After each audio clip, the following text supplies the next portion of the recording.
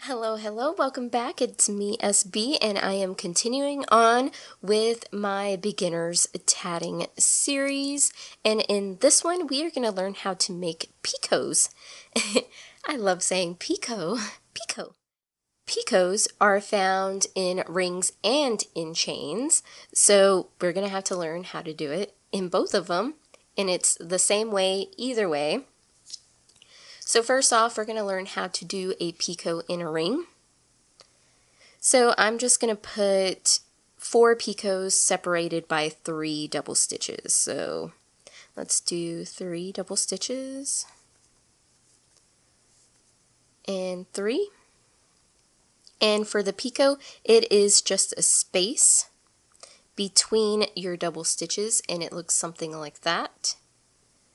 So what I like to do is I put my finger on my needle where I want my picot, or how long I want my picot to be.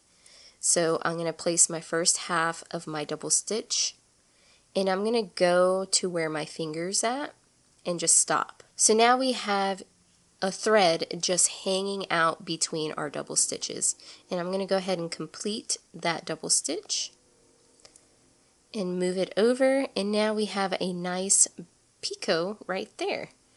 And this counts as 1 double stitch. So now I got to place 2 more, and that one's the 3rd double stitch.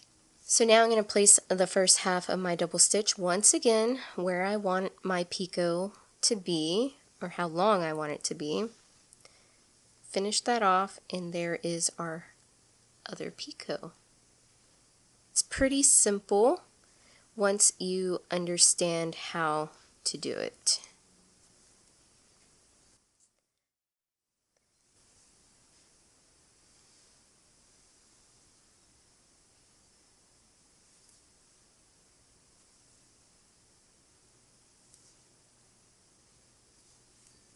And there you go. And now we have 3 picots separated by 3 double stitches.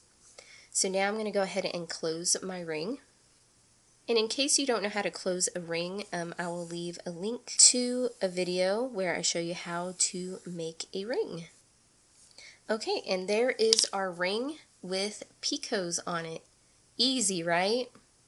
The picots and the non-picots. And it is going to be the same thing when you are creating a chain with picots on it. And then I'm just going to place 1 picot right here. It's going to be the same thing. And we're just going to make our chain. And as you can see, it comes out the same way, except now we have a little picot right there. And there is our ring and our chain with a picot. Hopefully you learned something from this video and I didn't go too fast. Let me know in the comments down below if there are any other tutorials you would like to see on needle tatting, and I will do my best to get them out. But for now, happy crafting. I'll see you next time. Bye!